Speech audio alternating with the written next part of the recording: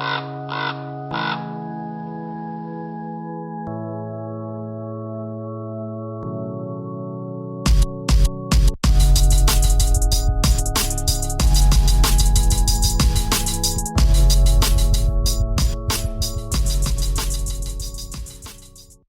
that are friendly, it's the Necrofessor, back at it again with another arts and crafts video. This is a spooky signpost that I made from stuff found at the dollar store. First I start off with a sort of a dusting of black spray paint. I like to use chalkboard black. It creates a very nice sort of matte finish that I use as a early primer for painting and all sorts of stuff. I don't use normal black spray paint, I typically always use the chalkboard stuff. It has served me well.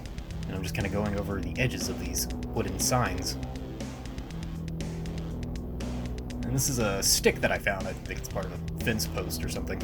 I did not get this at the dollar store. I just found it. And I would encourage you to find a similar stick if you want to do a project like this. I would say look for something flat. I found this garland of leaves that were a little too clean, so I kind of went over it with some black spray paint to kind of dust them up. Next, get some plastic wrap, a heat gun, a magic marker, and a blade, and get ready to corpseify your pumpkins and your skulls. And this is those styrofoam carvable jack-o'-lanterns. And just bear in mind that if you're going to be doing something like this, these things make a squeaky squeak sound because you're cutting into the styrofoam. And if you're sort of sensitive to that sort of ear assault, then that is something to take into consideration. What I'm doing is I'm also cutting, as I cut the outlines, I'm also cutting noticeable slits down the middle to make it easier for me to push the material into the pumpkin. And then when I'm done, I can cut a hole into the bottom and just empty out the contents all in one fell swoop. It's easy. Now, whenever you cut open your skulls, keep in mind that this is a much more resilient material, and you want to take your time and make sure you don't slice the ever-loving hell out of yourself. And I'm just deciding where I want to cut. The jawline was definitely the hardest thing to cut into. So I just took my time and continued forth with the precision of a surgeon. Once I got that figured out, I split open the mouth and I figure out which teeth I wish to remove, because it gives the skulls a little bit more character if they have some gumpy teeth. Whoop. Alright, and for these little guys, drop it. I'm not going to put a cling wrap around them, I'm just going to carve a simple design into their fleshy face. And I realized that if I angled the blade inward towards the eyes and center, I could just pop it out, melon ball style. And take the plastic wrap and wrap all my pumpkins and skulls, except for the little ones. They don't need it. And I found these green string lights. I also had this dollar store hacksaw, which I thought would work perfectly fine, but it was just not cutting it. So I had decided partway through to just switch over to my old bone saw. I guess I'm just used to cutting with a bone saw more. And it worked like a charm. I've done many amputations. Now I put on some nice leather gloves to protect my handmates from being scorched by the heat gun. And I am proceeding to go around all of the objects with the heat and applying it to the center of the mouth and the eyes, and really melting that cling wrap around these objects to give it a nice corpseification. Yes. This is a level 2 toxin, and will be requiring a level 2 plague mask if you were to be doing the same, or just a well-ventilated area.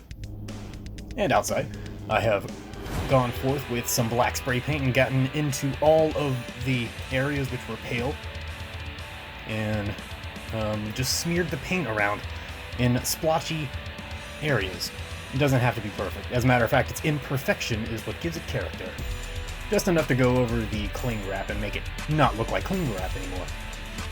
And if you wanted to, you could also add different colors, like reds or greens or browns, to give it added depth and character. But as you can see, it is a very simple process that takes very little time.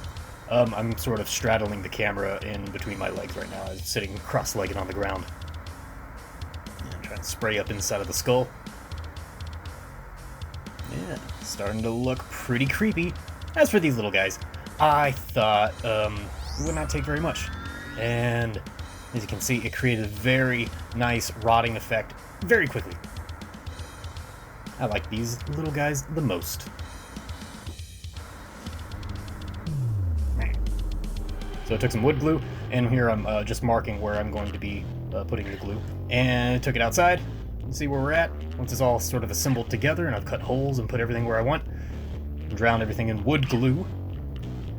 And aren't those cute? The next morning. Good morning, mortals. So this is the progress we have so far. What I've done is I've taken the pumpkins and skulls and glued them into place using a mixture of super glue to spot glue them where I want, and I have drizzled wood glue into all the cracks and crevassiers to really seal this into place. It is still considered something of a soft prop, so do be careful with it. And the last step is going to be to take some white and brown acrylic paint and mix them together to create some words for these signs to point out. As well as take this dollar store string light setup and run it through the entire thing to give it a paranormal glow. Alright, let's finish this up.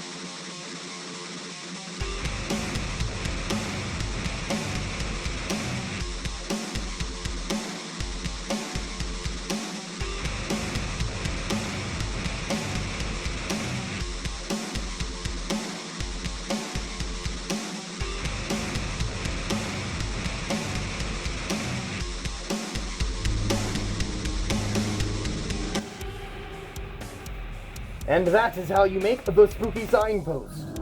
I hope I gave you some ideas. I am very much looking forward to the spooky season.